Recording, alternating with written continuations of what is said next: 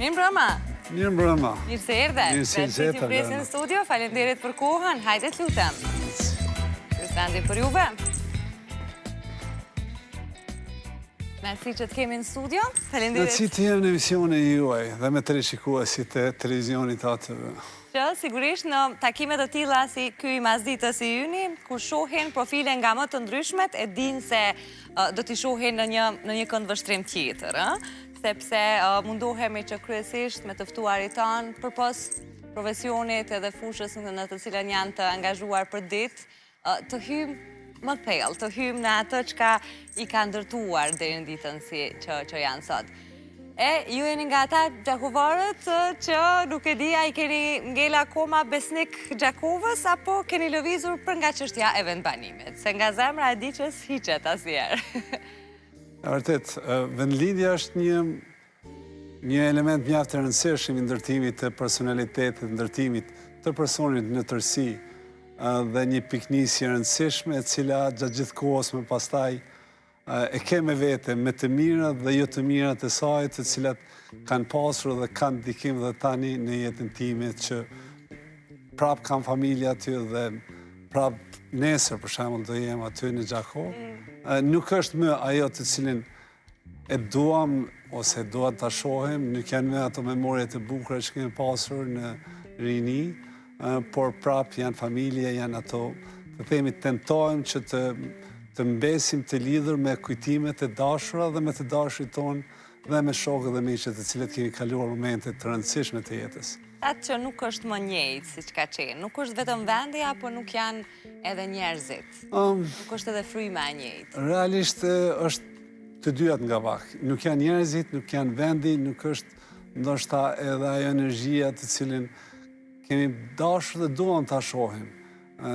Që paka shumë në disa vende, në qytete të vogla si Gjakova, Mitrovica dhe ndonjë qytet tjetër ka filluar të zbehet kjo pjesë. A ruani ju akoma kontakte, raportet mira me miqt që kishe si dikur, ndoshta edhe me ata me cilët je rritur?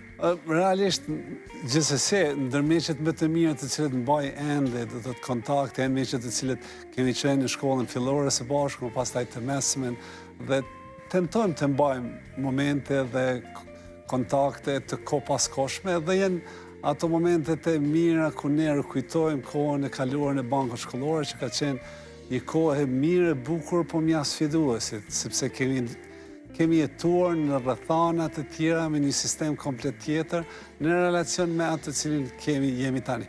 Çdo gjenerat ka sfidat e saj dhe këto gjeneratet e re ka mjaft sfida, po ne kemi pasur sfidat të cilat nuk i kanë këto gjenerate për fat të mirë. Për ju me personalisht e ka bërë më sfiduese këtë fëmirin, fakte që keni qenë pak rebel, pak më shumë se sa pjesa tjetër e shoqërisë? Ato ndërtojnë njeriu. Unë mendoj që ju rastisht thuhet që kohrat e vështira prodhojnë njerëz të fortë dhe kohrat e mira prodhojnë njerëz jo të fortë. Unë mendoj që gjeneratat tona janë kalitur me sfida dhe janë më të fortë.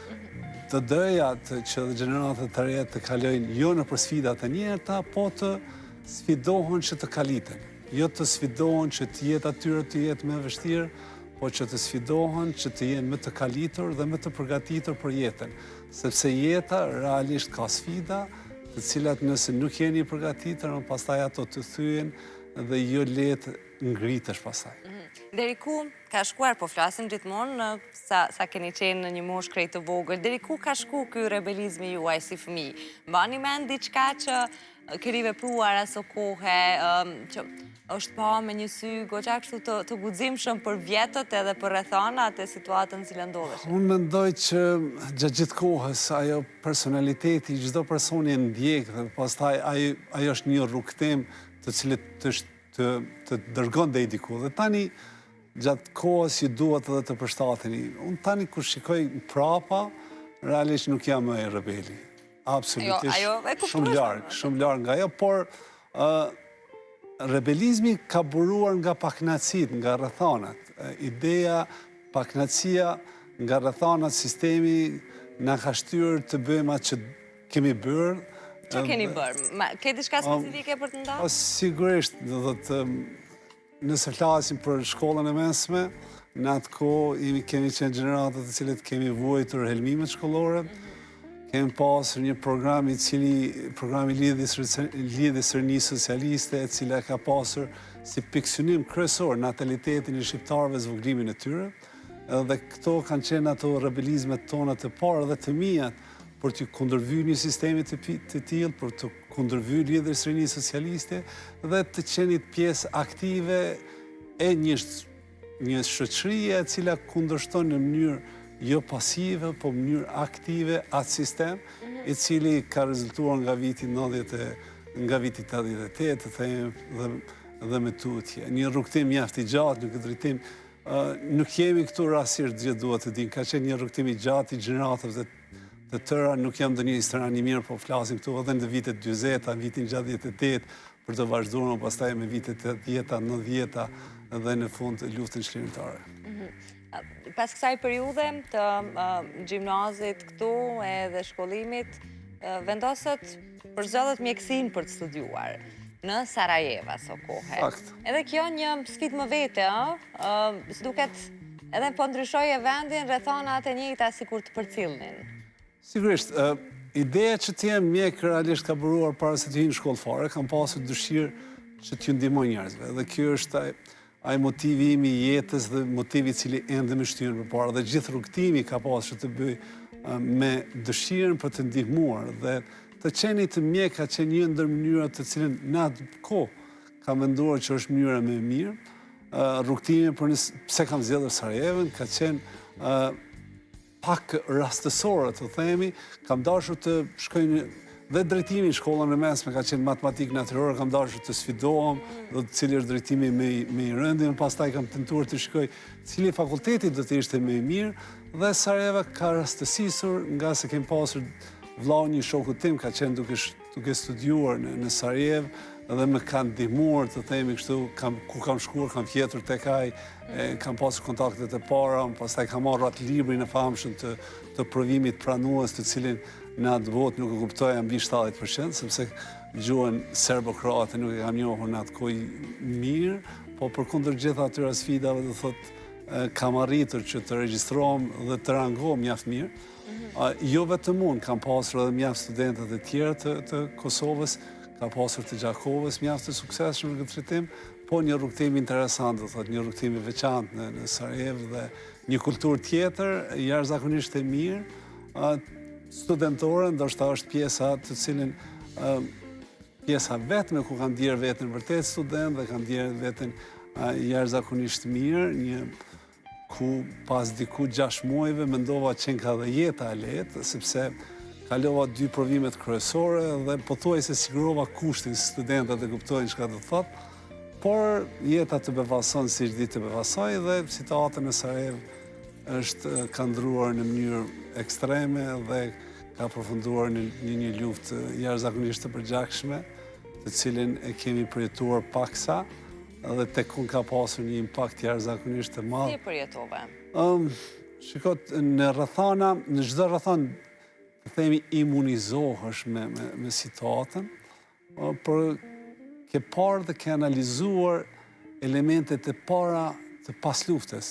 Se po them këtë, nga se diku në vitin 97, me pat pyetur dikush thash si më duket Kosova, thash, po më duket si Sarajevo para luftës. Do të jenë ato elemente ku fillon të analizosh dhe të shikosh dhe e shef se gjërat ju kanë ndërshkuar në drejtim të tillë, të themi të pakthyeshëm, ku lufta ka qenë në Sarajevo ka qenë jashtëzakonisht e përgjakshme, me shumë viktima. Unë kam arritur të shkoj vetëm një herë atje për të parë, dhe kam vizituar fakultetin, kam parë dhe emrin tim në njërin prej listave, kam parë shumë kolegë të asaj kohë të cilët nuk janë më, ka qenë moment mjaft të themi prekes për mua, dhe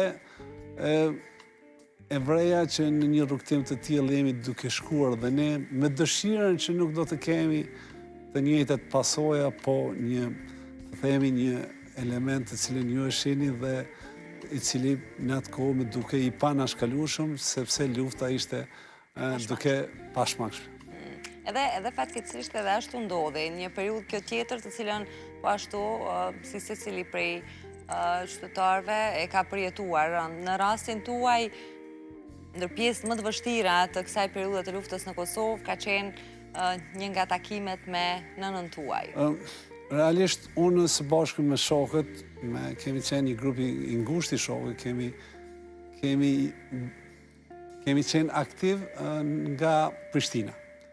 Kemi udhëtuar shumë nga Prishtina në shtab të përgjithshëm, po momenti im më i vështirë nuk ka qenë ato të themi kur na kanë gjuajtur, na kanë gjuajtur disa herë e tjera.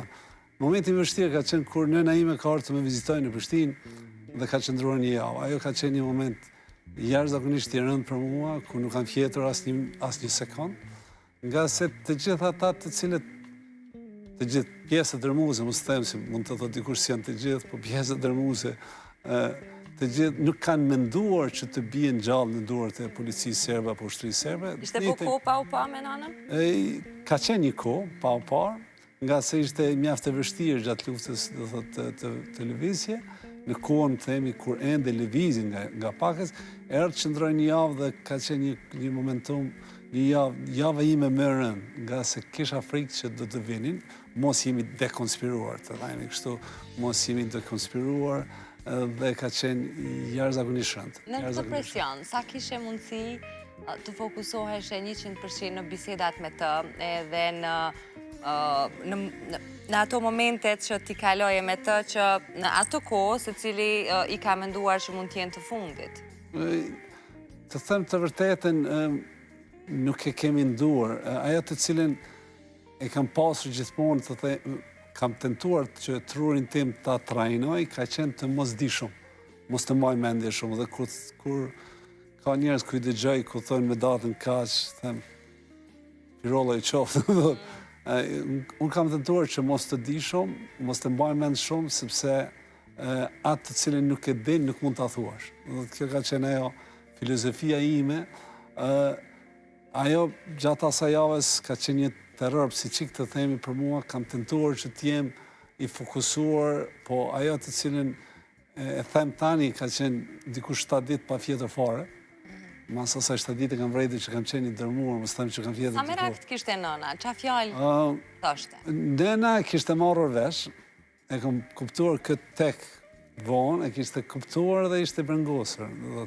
Normalisht që çdo nën brengoset për fëmijën e saj, po kemi parasysh diçka që dhe tani unë si prind do thotë, çdo prind merakoset për fëmijën, por dikush duhet.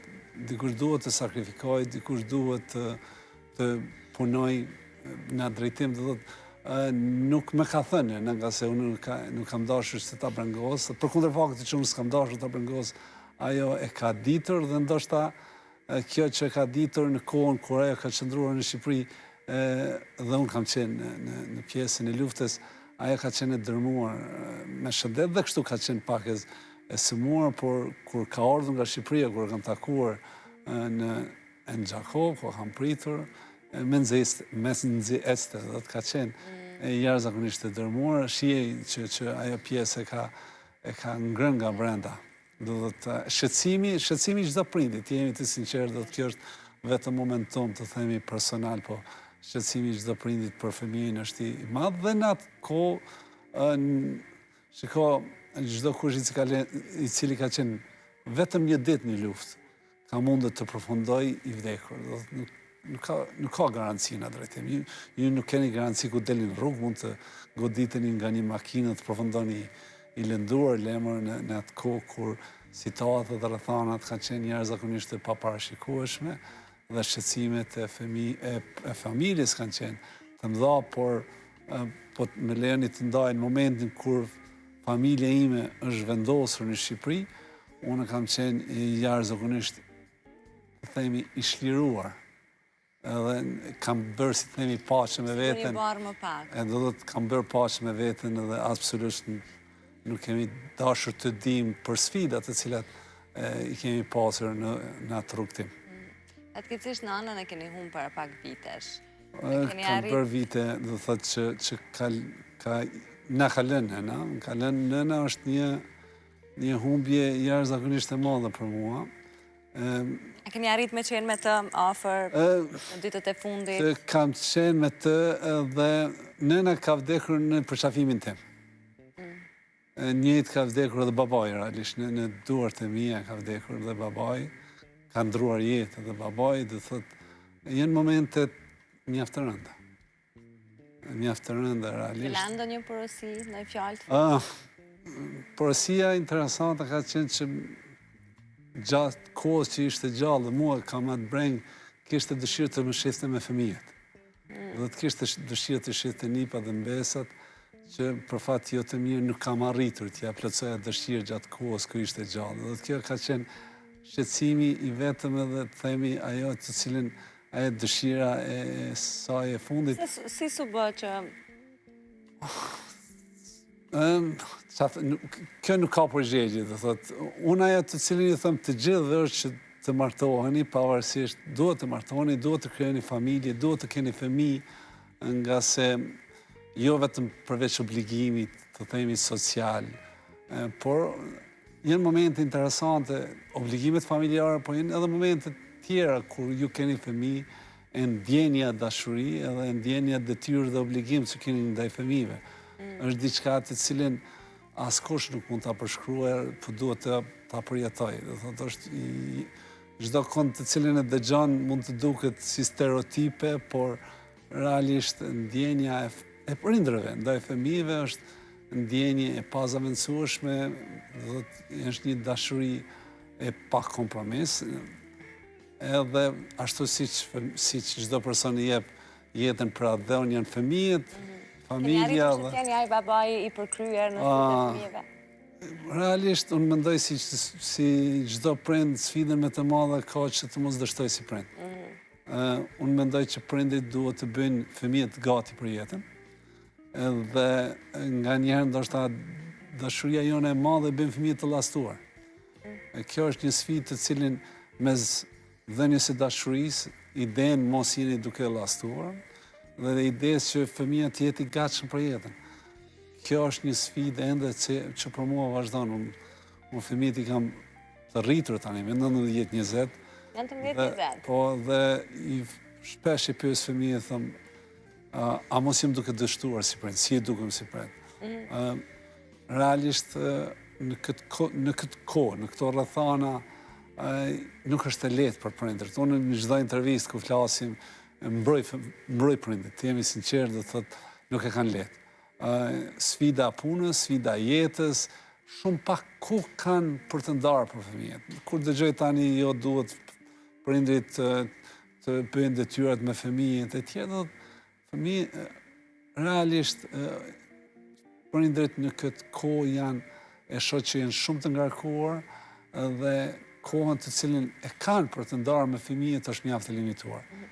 Unë për vete kam kohë relativisht mjaft, të themi kështu, nga se puna ime më mundson që t'jem fleksibil dhe të ndaj kohë të mjaftueshme, po nuk po flas nga perspektiva personale, po nga që shoh, nga sfidat e jetës, nga një kohë të cila është mjaft sfiduese në aspektin financiar, ku punët nuk janë të lehta, janë të rënda, janë me ngarkesa, dhe prindërit kryesisht janë të ngarkuar, kohët të cilën ne kemi për fëmijët, prindërit kanë për fëmijët, nuk është e mjaftueshme, dhe ajo rezulton me sfida të ndryshme në emancipimin e fëmijëve, në sfida të cilat janë duke ndarë fëmijët tanë me hapësirën kibernetike dhe iniciativa të mëdha të cilat vijnë. Momentalisht më ka pëlqyer shumë një iniciativë nga Danimarka ku e thot qartas që rrjetet sociale janë duke vjedhur fëmijërinë e fëmijëve dhe janë duke ndërmarrë masa konkrete në këtë drejtim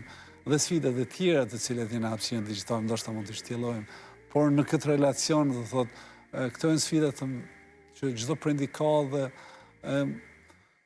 kam thënë që prindrit duhet të tentojnë të gjejnë mënyrën se si të gjejnë urat e komunikimit, s'po duhet të dukem stereotip po unë personalisht kam tentuar dalë të luaj me ta biljardo, të luaj lojra, është një World War III. Edhe kjo çështja e kohës nga një herë mund të nglëm pak sikur po miret vetë si njësi ose si si kuantitet, ë? Vërtet. Dhe jo, se mund të kalojmë 4 orë bashkë, po s'kemi nxjerrë asnjë gjë prej as pune, as fëmiu nga prindja, as prindi nga fëmiu, nuk do me thonë veç prezenca fizike, po mënyra se si arrin me konsumu atë kohë. Për ju si prind, si baba në këtë rast, a i keni pas më barë rritjen ose në një fazë të caktuar të moshës së tyre komunikimin me ta për shkak situatës juaj, ashtu siç keni nda edhe me ne, për shkak të divorcit tuaj me ish bashkëshortën, sa ka qenë më e vështirë për ju që ta komunikoni me fëmijët, apo e keni marrë shumë shtruar për ta kanë qenë në moshë më të rritur? Kam tentuar që fëmijët, jo kam tentuar, fëmijët në çdo hap të jetës kanë qenë dhe janë të involvuar në çdo vendim të cilin e kemi marrë dhe e marrim në aspektin familjar. Nëse kemi shkëlqyer, ndërkohë aty kemi shkëlqyer. Prindërit e kanë për detyrë dhe obligim që fëmijët e tyre të rriten në një ambient jo toksik, në një ambient i cili do t'i mundsonte zhvillimin e tyre emocional, psiqik, fizik, shoqëror të mirë. Nuk është e lehtë.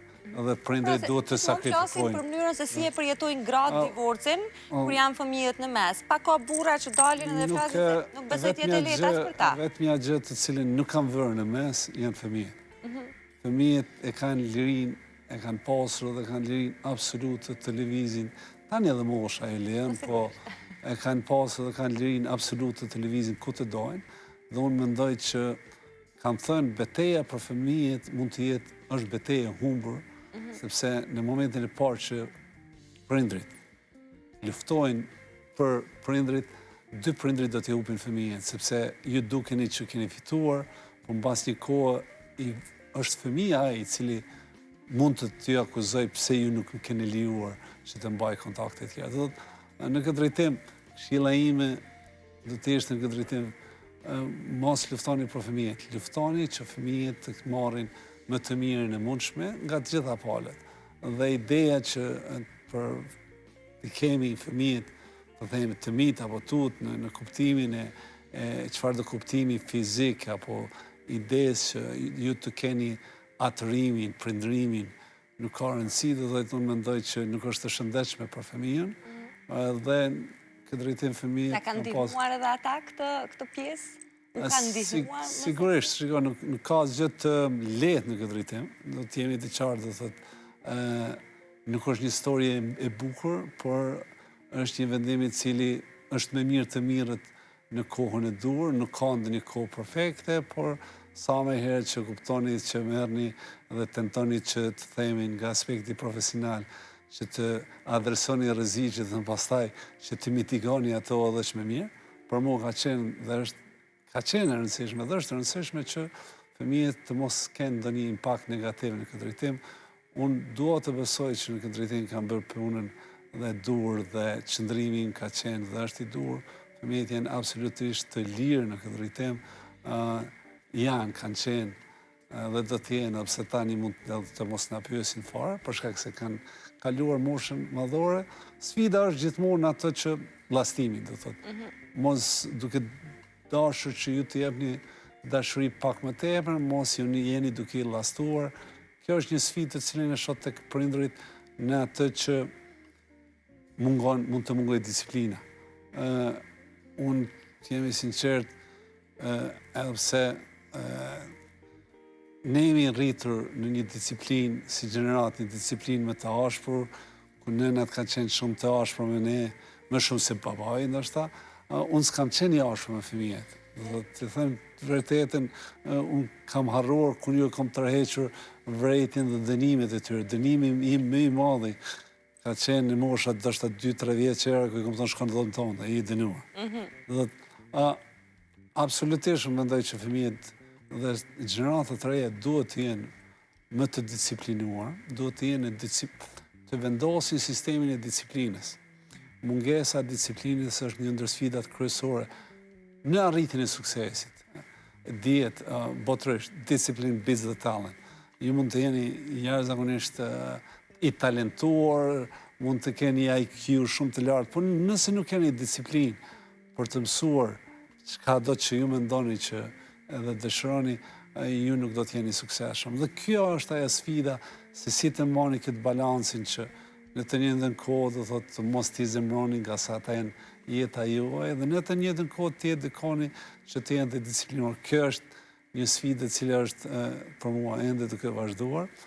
Mund të jemi ndoshta gjenerata pak më të vjetër se sa duhet, themi, nuk e di, tani këtë duhet të marrim mendimin e të tjerëve, po pavarësisht në disa gjëra unë jam dhe mendoj që si shoqëri duhet të jemi më konservator nëse duam që fëmijët të jetë mirë dhe nëse duam që të kemi një shoqëri të shëndetshme.